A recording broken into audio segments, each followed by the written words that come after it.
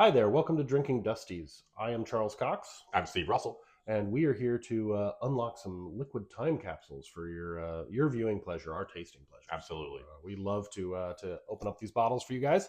But before we get started, let's just remind everybody to please subscribe. We need you to subscribe to our channel if you like what you're seeing. So, or even if you don't, Yeah, subscribe. even if you don't. Yeah. So click that button right there, the subscribe button down there, to make sure you help us out in that regard. It's free, don't cost nothing. Yeah. And they should also support us on Patreon. Why is that, Steve? That's because, well, one, it helps us out. Yes, it really shows you like what we're doing, Mhm. and it also means we will send from our Patreon supporters. Pure bribery. We pull a name out and we send them little tasters of the Dusties. We pour when we open one, we pour it off into this, and we draw a name from our Patreon supporters and mail it out. So everyone we try, we share. Yep, we share absolutely. with our fans. So. Speaking of sharing, It's caring. Very much. All right, I got one to lay on you.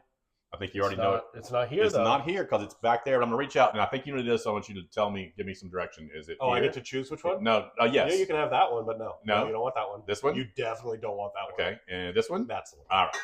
Fantastic. All right. All right. We have a 1970 Daviess County. Daviess County. Okay. Now, why are there two S's in Daviess? I don't know. And now that I realize I'm 100% sure because of that I'm pronouncing it correctly. Like, it might be Daviess. Maybe. I don't know. Daviess County. We're just going to call it Daviess. If you recognize that name, you don't recognize this label, but if you recognize that name, that's because it's now put out by Lux Row. Okay. It's one of those. Which is owned by MGP. Right. MGP, parent company. Lux Row Distillers. Okay. So it's one. I don't feel like it gets the same distribution, or that they're Ezra Brooks they do, and what else do they do? Oh, Rebel, and then Remus Repeal. Right. And what else do they have? But you do see the Davies around sometime because Lux Row bought it up the same as they did other historic brands that weren't around anymore. So I'll tell you how we got to that point. Okay. With this bottle, I will go ahead and just tell you, like I said, Daviess County. I know it's in 1970 because it's got the embossed, the glass molding down there that says 70 as plain as can be there. So that's like right at the beginning of the bourbon. Yeah, kind of right. You're right. You're kind of right on there. And this is an 86 proof.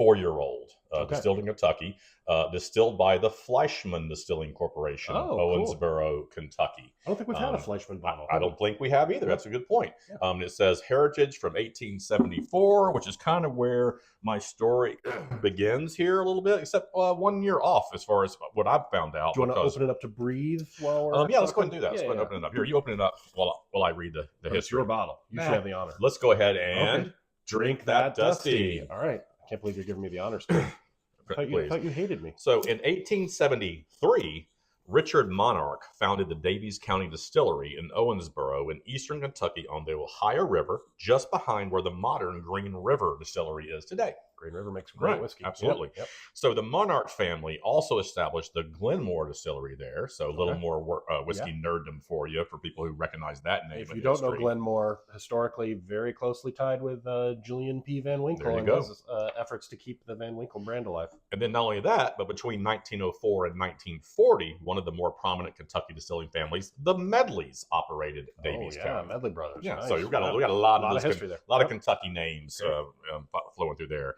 But the Medleys sold it to Flesichmann Distilling, the name that's on this bottle, in 1940. Not a bad move considering that World War II was kind of coming on the horizon. Yeah, a lot of distillers had to shift over to making industrial alcohol and stuff like that. Right. So Flesichmann continued making their own brand and the Daviess County until the brand was discontinued in the during the 1980s during the whiskey glut. Right. So this is a 1970s. So somewhat before that, and you kind of know even without the glass molding, we would kind of know because there's no UPC code or government warning on this, so we know it's like pre 80s. So it kind of looks like a 70s bottle. There is a lot of Italian. Yes, text indeed, there is a lot of Italian. And here on the text strip is an Italian text. So apparently, for some part of that run where Flesichmann had it, including this time, it was also exported to Italy because that's where I found this here bottle. And we should just mention that during the bourbon glut, when a lot of bourbon companies were going out of business or barely staying in business, Italy, along with primarily Japan, Germany, and Italy, those were the three countries that basically saved bourbon for all of us. Like you should be very thankful to those three countries nowadays for continuing to buy aged bourbons at a time when Americans basically just stopped. Yeah. And unlike, so it seems like the Italian bottles, though, including this one, a couple of those I've found, they didn't seem to really be into the super old age statements or the super high proof stuff. Right. They also don't seem to be into drinking them because we keep finding bottles that are unopened. Right. This is one of us that actually was a Rome-based whiskey auction. Company, mostly doing scotches and actually a lot of rum, actually. But they had a subcategory, and maybe every time they do their auction, which is maybe once every month, I think they do theirs, maybe even 2 months, they'll usually have maybe a dozen bottles of bourbon in there. They often have like an old rip container, a decanter era kind of stuff, and like a big jug of H&H. But then you have to pay, so you have to buy it at the auction price and then pay exorbitant shipping fees to bring it back here. And probably tariffs now. Not so bad because they will they will hold bottles for you through 3 auctions. Oh, okay. And that's what I did is I ended up getting 3 bottles over the course of 3 auctions. Got it. And it actually ended up being pretty reasonable after that to do the shipping, because the shipping did not jump up, a full bottle amount every time. So it ended up being not too bad. So how reasonable? Because you're on a budget. Yeah. Had to do, currency exchange, that kind of thing. Honestly, I think I was all in on this bottle here, including the shipping for I think $90. Like, are you kidding me? It might have been 70 on this one. No, 70's on another one we're going to do. I think it was about 90 on this one. $90 for this with shipping from absolutely. Italy. That's crazy. Yeah, absolutely. That's crazy. So anyway. So let's go ahead and pour it. Okay. And then, you want to have the honor? I'll do the honor. Well, no, you go ahead. All right. And then I will, while we let it breathe a little bit more, I will go into what was going on in 1970 when this bottle was sitting in somebody's shelf in Italy somewhere. Mamma mia! And I'll point out, obviously, Steve's glass is a lot bigger than mine. But that's by design. Yes. Steve, I like to drink mine in a Glencairn, and I've got a little mini one here to control my tasting. Because it really focuses the aromas. You really get them in your nostrils. I will stick my nose down in there, get a big whiff, and I like drinking out of this glass. There you go. So you can drink however the hell you damn well please. Okay. And we have it neat. We don't put in water or ice to start because we like to get the impact of what we're meant to get from the bottle, and then we add whatever we want later. Okay, so when this bottle came out and went on its merry way on a boat over to Italy, 1970, 56 years ago. Wow. Fun fact, I was alive, Charles was not. I was not. Yeah. I was not. So beyond that, and yet you're still going to outlive me. A few other things going on. In world events, the National Guard opens fire on student protesters at Kent State. Start on a I thought I'd go and get that one out of the way. The Boeing 747 jumbo jet is introduced in 1970. Nice. Yeah, cool. The first Earth Day is held in the United States. And it solved all our environmental problems. Absolutely. The Apollo 13 mission aborts its moon landing amid mechanical snafus and barely makes it back to Earth. And James Lovell just passed away this past year. Right. Just a few months ago. He was commander of that mission. So you guys Commander Lovell. You guys have likely seen that story in the movie Apollo 13. Yep. Right. Now, in movies, war movies are big, and I'd say a little bit of kind of like revisionist war movies a little bit, because we get both Patton, MASH, and Kelly's Heroes all in 1970. Patton's amazing. Patton's great. Kelly's Heroes I love too. And don't overlook with MASH. A lot of people forget about the movie because they know the TV show. The movie was exceptional. Absolutely. Completely different than the TV. But despite that, though, John Wayne wins the Oscar for True Grit. Well, that year. How do you not? So I got to do the quote, right? Yeah, do it. Fill your hands, you son of a bitch. With whiskey. Oh, yeah. I love that. That's not what he meant. All right. In music, car radios were playing I'll Be There by the Jackson 5. Ooh. Spirit in the Sky by Norman Greenbaum. I hate that song. Really? I love that song. I love it. That is, okay, go ahead. And Coal Miner's Daughter by Loretta Lynn. Okay. Yeah. The biggest song of the year, however, was Bridge Over Troubled Water by Simon & Garfunkel. Yeah, that's a great tune. Absolutely. I love that song. The British boy band known as the Beatles broke up. Jimi Hendrix and Janis Joplin both OD. Check out the music scene that year.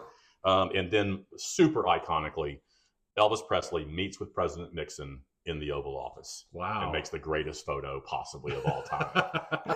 Are we finding a way to reference Elvis at almost every whiskey we try? We've had a couple, right? We had his birth whiskey not too long ago, his birth year with the whiskey not too long ago, and now we have a meeting with Nixon. Do my best. In sports, in the final Super Bowl before the merger of the American and National Leagues, the Kansas City Chiefs defeated the Minnesota Vikings 23-7. All right. Fantastic. Yeah. We ready to try this? I think we are. Give me, let's nose it first. I guess I think I was prattling on. You probably already nosed it. I did. It's really fantastic. There's a lot of, I get a lot of caramel. I actually got my nose in it. Poured it up your nostrils? Yeah, I actually just got my nose in it. How is it snorting whiskey, Steve? Snorts real good. Snorts. You had some fraternity brothers who did that back in the day. I think you were telling me that story. I did. Guys would pour whiskey in their hand and snort it up. Jack Daniels. Do not recommend. I don't recommend that. 0 out of 5 stars as an experience. All right, now that I've tainted this with my nostril, I'm going to go ahead and take a sip. Wait, it's time to drink that Dusty? It's time to drink that Dusty, okay. Baby. So 86 proof Flesichmann. So that is a more robust mouth. I don't mean to start with mouthfeel, but it's oily in the mouth in a way that I would not expect from an 86. There's more to it. It's delicious. It's not. It smelled sweeter than it tastes. There's not a lot of. It's sweet like a bourbon, but it's definitely it's more oak. The oak is sort of pushing the sweetness down a little bit. In a good way. I'm getting. It's not a flavor bomb by any means, but for a 4-year-old 86 proof, especially the 4-year-old part, I'm getting more oak than I thought I should get. Of course, it's 1970. It could be older than 4 years. It's really refined. There's like butterscotch, like creme brulee almost. Like it's creamy. It's a good note. It is butterscotchy. It is a little creamy. Yeah. Wow. It's really good. I mean, it could be older than 4-year-old juice. Well, the thing is, let's talk about that for a second, because for those who don't know, during the bourbon glut, so many distillers have told us. Eddie Russell recently was told us, when it said 4 years, it was 6 years. When it said 6 years, it was 8 years or 9 years. They were putting older whiskeys in just because they had all this whiskey they had to get rid of, but they didn't change the labeling because the labels were already printed.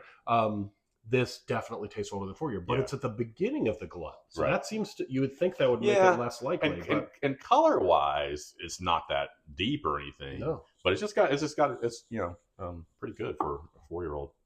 There's a lot of flavor there that I would not expect from a whiskey that age. Yeah, it's definitely. I'm getting a little that creme brulee to butterscotch a little bit in there. Yeah, and it's not just. Sometimes you get the caramelized sugar element of the creme brulee because of the charring of the barrel. This is deeper. It's got that creaminess to it. It's pretty good. A lot of vanilla. Pretty good. I like that a lot. Not a lot of with the bourbon. You expect that cinnamon burn. Yeah.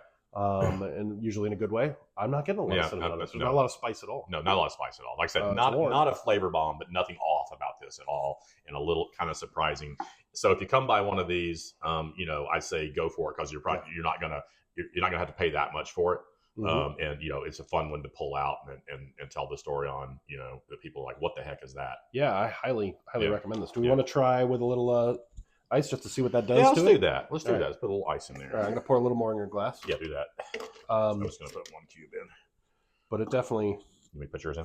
Yeah, thank you. Go in there though. Yeah. Oh no, that's all right. Is there a smaller one? Here, this one. My glass is so tiny it can't fit an ice cube. Oh, there we go. Woohoo. All right, I guess I need a bigger glass for the next one.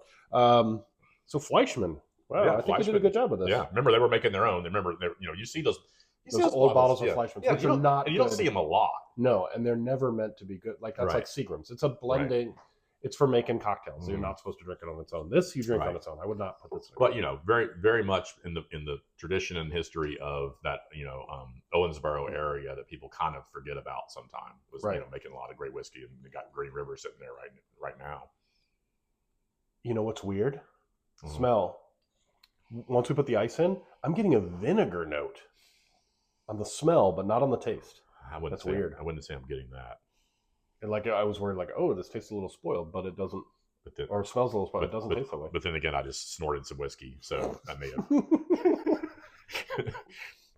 I would not. If anybody gets a bottle of this, I would not recommend the ice. The ice doesn't improve it; it just dilutes it.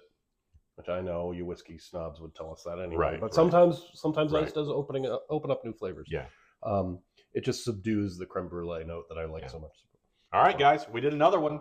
All right, so please, if you enjoy this, or even if you don't, click subscribe, help us out, support us on Patreon, so we can send you a little sample Dusty of your own to try out while you're watching our videos, and stay tuned for our next episode, where we'll try more of these. So until then, keep it dusty. Keep it dusty. Cheers. Skull. All right. Ooh. Yeah, that's good. That's good. Yeah. Better than I thought it was going to be.